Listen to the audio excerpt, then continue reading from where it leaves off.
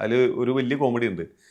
സത്യേട്ടൻ്റെ wife എന്നോട് Sathyan sir ഒരു ദിവസം വിളിച്ചേക്ക് തന്നെ. അപ്പം ഞാൻ ഈ ഹൃദയപൂർവ്വം സിനിമ തുടങ്ങുമ്പോൾ ഞാൻ സാറിനെ വിളിച്ചിരുന്നു. സാറേ ഒരു ചാൻസ് ഉണ്ടോ എന്ന് ചോദിച്ചിട്ട് വിളിച്ചിട്ടുണ്ടായിരുന്നു. എന്തെങ്കിലുമൊക്കെ ഉണ്ടെങ്കിൽ ഒരു ചെറുത് നമ്മൾ. അപ്പോൾ സാർ പറഞ്ഞു എടാ നിനക്കറിയാലോ, ഓക്കെ നോക്കട്ടെ എന്നൊക്കെ പറഞ്ഞ് അങ്ങനെ പെട്ടെന്ന് ഒരു ദിവസം സത്യനന്ദക്കാരനെ വിളിക്കുക. അപ്പം ഞാൻ ചാടി ഫോൺ എടുത്തിട്ടു. ഫോൺ സാറേ എടാ സിനിമ അഭിനയിക്കാനല്ല, ഞാൻ വേറെ കാര്യം പറയാൻ വേണ്ടി വിളിച്ചതാണ്. സാറേ എന്താ സാറേ? അതെ എൻ്റെ വൈഫ് തൊഴാൻ വരുന്നുണ്ട്. അപ്പോൾ അതിനെന്താ ഓക്കെ എന്ന് പറഞ്ഞിട്ട് അങ്ങനെ ചേച്ചി തൊഴാൻ വന്നു. അപ്പോൾ പവിഴമല്ലിത്തറയുടെ അവിടെ നിന്ന് ചേച്ചി നടന്നുകൊണ്ടിരിക്കുക. അപ്പോൾ എന്നെ വിളിച്ച് അപ്പോൾ അനിയപ്പൻ എവിടെയുണ്ട്? ചേച്ചി പവിഴമല്ലിത്തറയുടെ അടുത്തെത്തിയോ? എത്തി. ചേച്ചി അവിടെ നിന്ന് ഇങ്ങനെ നടന്ന് ഇങ്ങനെ ക്രോസ് ചെയ്ത് ഭഗവതിയുടെ അടുത്തേക്ക് ഇങ്ങനെ വരുമ്പോൾ ഒരു നന്ദനത്തിലെ ക്ഷീണിച്ച കൃഷ്ണൻ അവിടെ നിൽക്കണ്ടാവും. എന്താണ് നന്ദനത്തിലെ ക്ഷീണിച്ച കൃഷ്ണൻ? ചേച്ചി ഇങ്ങനെ വായു എന്ന് പറഞ്ഞ ചേച്ചി ഇപ്പം എന്നെ കണ്ടപ്പോൾ അപ്പം ഞാൻ ഇത്തിരി വണ്ണം വന്നിട്ട് ഷാളും കിട്ടുക. ചേച്ചി എന്നെ കണ്ടപ്പോൾ ഭയങ്കര ചിരിയാണ്. എന്നിട്ട് തൊഴുത് എല്ലായിടത്തും തൊഴിച്ച് കഴിഞ്ഞപ്പോൾ ഞാൻ ചോദിച്ചു എല്ലാം ഭംഗിയായില്ലേ? എല്ലാം ഭംഗിയായി. പക്ഷെ എനിക്ക് ആ നന്ദനത്തിലെ ക്ഷീണിച്ച കൃഷ്ണൻ ആ ഡയലോഗ് എനിക്ക് ഭയങ്കര ഇഷ്ടപ്പെട്ടത്. അത് ആരെ പറയണമെന്നറിയുമോ? ഈ സിനിമയിലെ ഒരു ഹാസ്യം മലയാള സിനിമയിൽ ഇന്നും ഓർത്തു വെക്കാൻ നമുക്ക് എന്തെങ്കിലും ഒരു സത്യനന്ദിക്കാട് സിനിമകളാണ്. അത് ഒരു നമുക്ക് ഈ നമ്മളെ സിറിഞ്ചിൽ ഇങ്ങനെ കുത്തുവെക്കുന്ന പോലെ ഇപ്പോഴും ആ സന്ദേശം സിനിമയൊക്കെ ഈ ലക്ഷം വന്നു കഴിഞ്ഞല്ലേ എന്നിട്ട് ആ സാറിൻ്റെ കൂടെയുള്ള ആൾക്ക് നമ്മുടെ ആ ഒരു ചെറിയ ഹ്യൂമർ അവിടെ ഇഷ്ടപ്പെട്ടുവെങ്കിൽ അപ്പം എനിക്കത് ഭയങ്കര ഇഷ്ടമായി. അത് ചേച്ചി അത് ആസ്വദിച്ചു. ഞാൻ ഭയങ്കര ഹാപ്പിയായി. അങ്ങനെ ഞാൻ സാറിനോട് പറഞ്ഞു സാറേ ഒരു ചെറുതെങ്കിൽ ചെറുതാണ് എന്താണെങ്കിലും ഒരു വേഷം തരണം എന്നൊക്കെ പറഞ്ഞ് ഇടയ്ക്ക് വിളിക്കാറുണ്ട്. പെട്ടെന്നാണ് ഒരു കോള് വരണത്. അനിയപ്പ ഒരു ചെറിയ സംഭവമാണ് നമ്മളുടെ ബിജു തോമസ് ആണ് എൻ്റെ കൺട്രോളർ. ബിജു തോമസ് ആണ് എന്നെ വിളിക്കണത്. എന്നെ വിളിച്ച് ഞാനവിടെ ചെന്നു. അത് ചെയ്തു. ഭയങ്കര ഇഷ്ടമായി. ഞാനും അൽത്താഫും കൂടി ഓടിപ്പോകുന്നത് സീനായിട്ടാണ് ചെയ്തത് കേട്ടോ. ഓടിപ്പോയിട്ട് ഞാൻ അവനെ ഇങ്ങനെ തൊപ്പി കൊണ്ടെറിയണം. തിരിച്ച് അദ്ദേഹം വേണ്ട ജാമ്യമില്ലാത്ത വകുപ്പാണ് എന്ന് പറയുമ്പോൾ അയാൾ കുടിയുമ്പോഴേക്കും ഞാൻ അയ്യോ എന്ന് പറഞ്ഞ് ഓടണം. അത് സീനായിരുന്നു. സീനായിട്ട് വന്ന് പക്ഷെ അത് മൊണ്ടാഷായിട്ട് ഒരു പക്ഷെ എന്നാലും ഒരു വലിയ ക്യാൻവാസിൽ സത്യൻ ഏട്ടൻ്റെ പടത്തിൽ എനിക്ക് അതിൻ്റെ ഏറ്റവും വലിയ പ്രത്യേകത നമ്മളവിടെ ഇങ്ങനെ നിൽക്കണേ ഷൂട്ടായിട്ട് നിൽക്കുമ്പോൾ ലാൽ സാറിൻ്റെ എൻട്രിയാണ്. അപ്പോൾ ലാൽ സാറിനെ കാണാൻ വേണ്ടിയിട്ടുള്ള ഒരു വ്യഗ്രത ഉണ്ടല്ലോ ഏതൊരു കലാകാരനും. അപ്പം ഞാൻ നോക്കുമ്പോൾ ഒരു ഒരു ലൈറ്റ് ഗ്രീൻ ഷർട്ടകിട തോളിച്ചരിച്ചിട്ട് എൻ്റെ മോളെ ഒരു വരവാണ് ഇങ്ങനെ അതിങ്ങനെ വന്ന് നമ്മളടുത്ത്. അപ്പം ഇത് ഒരു വലിയൊരു ഓറ വന്ന പോലെയാണ്. ഈ ദൈവങ്ങളൊക്കെ നമ്മുടെ അടുത്തേക്ക് വന്ന ഒരു ഓറയാണ് ഈ മനുഷ്യൻ വരുമ്പോൾ. സത്യം ഉണ്ടോ? എൻ്റെ ക്ലോക്ക് വരെ പറയാനുണ്ടോ? എന്നിട്ട് ഈ പുള്ളി ഇങ്ങനെ അടുത്തേക്ക് ഇങ്ങനെ വന്നിട്ട് ഉടനെ മോനെ ഓടി ക്ഷീണിക്കാം. ഞാനേ ലാലേട്ട് കൊണ്ട് വെറുതെ ഈ ഒരു 7-ാം കുലിയായിട്ട് നിൽക്കണം നമ്മളോട് ചോദിക്കുക മോനെ ഓടി ക്ഷീണിച്ചോന്ന്.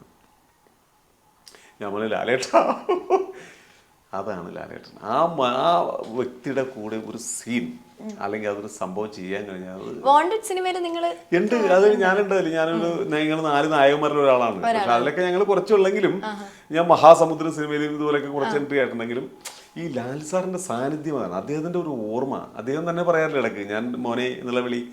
എനിക്ക് പ്രായമുള്ള ആൾക്കാരെ വരെ ഞാൻ മോനെ എന്ന് വിളിക്കും. എനിക്ക് അങ്ങനെ ഞാൻ ഇമിറ്റേറ്റിംഗ് ഒന്നുമില്ല. ഇത് തന്നെ ഇമിറ്റേറ്റിംഗ്. ഞാൻ പറഞ്ഞില്ലേ മോനെ ഓടി മതിയായോ.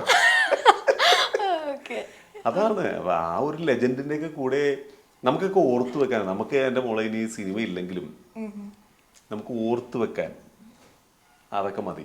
ഞാൻ അങ്ങനത്തെ ഒരാളാണ്. ഒരു ആർട്ടിസ്റ്റാണ്. ഞാൻ പറഞ്ഞില്ലേ ഞാൻ ആർമി കോളേജിൽ കഥകളി വേഷം പഠിച്ച് അങ്ങനെ കലാരംഗത്തേക്ക് വന്നു. ഇപ്പോൾ ഇത്രയും സിനിമകളൊക്കെ ചെയ്തു. എനിക്ക് ഇത്രയൊക്കെ ഉള്ളൂ. നമുക്ക് ഓർത്തു വെക്കാം. എൻ്റെ മോനോട് ഇപ്പോൾ എൻ്റെ മോൻ സ്കൂളിൽ പഠിക്കുമ്പോൾ അവൻ 5ാം ക്ലാസ്സിൽ KV മറ്റേ പോർട്ട് സ്കൂളിൽ മറ്റേ ഐലൻഡ് കേന്ദ്രീയ വിദ്യാലയം അവിടെയാണ്. അവൻ സിനിമാടൻ്റെ മോനാണ്. അവർ ചെല്ലുമ്പോൾ അപ്പോൾ പക്ഷെ അവന് കുഴപ്പമുണ്ട്. അവൻ എന്ന് പറയും അച്ഛേ കാണച്ചേ പിള്ളേര് വന്നിട്ട് പറയും കള്ളുകൂടി എൻ്റെ മോനല്ലേ ഏട്ടാ എന്നൊക്കെ. അവന് മോനെ ഒന്നും കാര്യമാക്കണം. അച്ഛൻ ചെയ്തൊരു കഥാപാത്രം ഹിറ്റായിരുന്നു ക്രോണിക് ബാച്ചിൽ. അപ്പം അതുകൊണ്ടാണ് ഞാൻ അച്ഛനൊരു ഹിറ്റ് നിനക്ക് തരും. ഇനി ആ ഹിറ്റിൽ നീ അറിയപ്പെടും സ്കൂളിൽ കേട്ടോ. കുഴപ്പമില്ല അച്ഛൻ. എന്നാലും എല്ലാവരും പറയും അച്ഛൻ്റെ പടമുണ്ട്, അച്ഛൻ്റെ പടം ഇന്നതാണെന്നൊക്കെ പറയുമ്പോൾ ഞാൻ പറഞ്ഞു ഇത്രയും മതി സന്തോഷം. നേരത്തെ ലാൽ സാറിൻ്റെ ഡയലോഗ് പറഞ്ഞ പോലെ മോനെ ഓടി മതിയായോ. ഓക്കെ. അപ്പൊ ചേട്ടാ വേറെ നമ്മൾ ചേട്ടന്റെ അടുത്ത ഫിലിമോഗ്രഫിയിൽ ഒരു സിനിമ എടുക്കാന്നുണ്ടെങ്കിൽ ലാൽ ജോസ് സാറിന്റെ കൂടെ രസികൻ ലാൽ ജോസ് ദിലീപേട്ടൻ കോംബോ വരെയാണ്.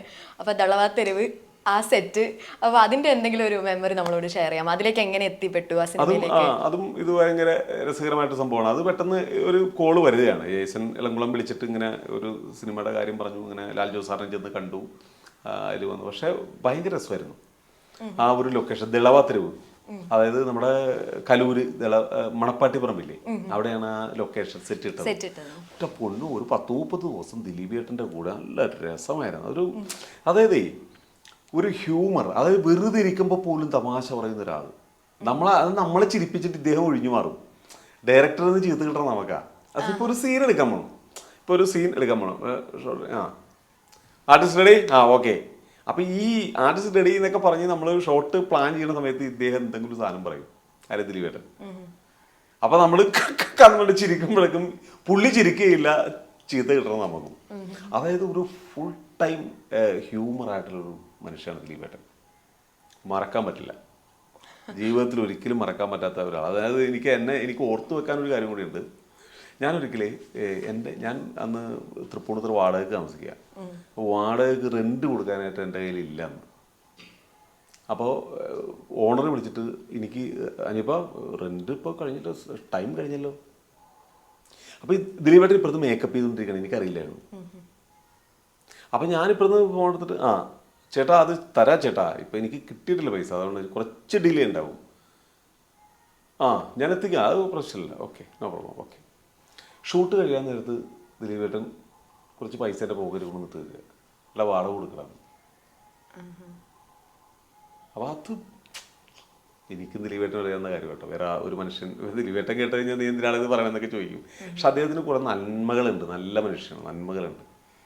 പിന്നെ മനുഷ്യൻ്റെ കാര്യമല്ലേ, എല്ലാവർക്കും ഓരോരോ പ്രശ്നം. അങ്ങനെ ഞാൻ ഒരുപാട് എൻജോയ് ചെയ്ത സിനിമയാണ് രസികൻ. ഇപ്പോഴും ആൾക്കാർ ജാങ്കോ ഞാൻ പെട്ടു എന്നൊക്കെ പറയുന്നത് സന്തോഷമാണ്. അത് കേൾക്കുന്നത് നമ്മള് അതിങ്ങനെ ഉപയോഗിക്കുന്നതാണല്ലോ. എന്തെങ്കിലുമൊക്കെ പ്രശ്നം പറ്റുമ്പോൾ നമ്മൾ ഫ്രണ്ട്സിന്റെ ഇടയ്ക്ക് പറയും ജാങ്കോ പെട്ടു. അങ്ങനെയല്ല, എടാ നീ അറിഞ്ഞാ ഞാൻ പെട്ടു, ജാങ്കോ നീ അറിഞ്ഞാ ഞാൻ പെട്ടു. നമ്മൾ സത്യനന്ദിക്കറ്റ് സാറിന്റെ കാര്യം പറഞ്ഞപ്പോൾ അതുപോലെ നമ്മൾ എടുത്തു പറയേണ്ടതാണ് അഖിൽ സത്യന്റെ കൂടെയും സിനിമയിൽ ചേട്ടൻ അഭിനയിച്ചു. അപ്പൊ ആ സിനിമയുടെ വിശേഷം എന്ന് പറയുന്നത് റിലീസ് ആവുമ്പോൾ സർവവുമായ നിവിൻ പോളി മറ്റേ അജു വർഗീസ് ആയിട്ടുള്ള കൂട്ടുകെട്ടും അത് ഇതുപോലെ തന്നെ. അത് ഈ വേഷത്തിലെ പോണേ, ടിക്കിറ്റാക്കയുടെ ഷൂട്ട് കഴിഞ്ഞിട്ടാണോ ഈ വേഷം? അപ്പൊ എന്നെ വിളിച്ചേക്കുക, അതും ബിജു തോമസ് തന്നെ, സാറിന്റെ കൺട്രോളർ. അനിയപ്പൻ അഖിൽ സത്യന്റെ സിനിമ അപ്പൊ ഒരു വേഷമുണ്ട്, അനിയപ്പൻ ചെയ്യാൻ പറ്റുമോ?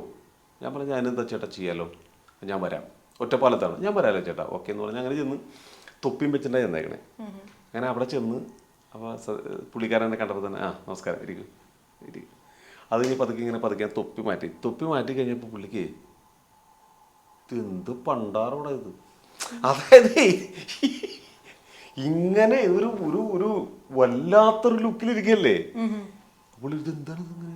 അപ്പം ഞാൻ എന്താണ്, അല്ല ഇത് പറഞ്ഞില്ലല്ലോ എന്നോട്. ഞാൻ പറഞ്ഞു ടിക്കറ്റ് ആക്കടെ, അല്ല ഇത് എന്നോട് പറഞ്ഞില്ലല്ലോ. ഞാൻ പറഞ്ഞു പറഞ്ഞാൽ പിന്നെ ചാൻസ് പോകില്ലേ, ഇത് ഞാനിവിടെ നിന്ന് എൻ്റെ വേഷം ഇതാണെന്ന് പറഞ്ഞ് എന്നാ വേണ്ട എന്ന് പറഞ്ഞ് കട്ടിയില്ലേ. ഞാനിത് എങ്ങനെ ഡയറക്ടറോട് പറയുന്നു പറഞ്ഞു ബിജു ആകെ വിഷമിച്ച്. അങ്ങനെ അഖിൽ സത്യൻ്റെ അടുത്ത് ചെന്നു. അഖിൽ സത്യനും എന്നെ കണ്ടപ്പോൾ തന്നെ ഇത് എന്താ ചേട്ടാ ഓന്താ, അപ്പം എന്താ ചെയ്യാം? ഞാൻ ഒരു വിഗൊക്കെ വെച്ച് കഴിഞ്ഞാൽ ഞാൻ അങ്ങോട്ട് പറയാം. അവന് മേക്കപ്പാനെ വിളിച്ചു, അവന് ചേട്ടാ ഒരു വിഗ് ഇരിപ്പുണ്ട്, വിഗ് വെച്ചു. നമുക്ക് ഓക്കെ ആയിരുന്നു.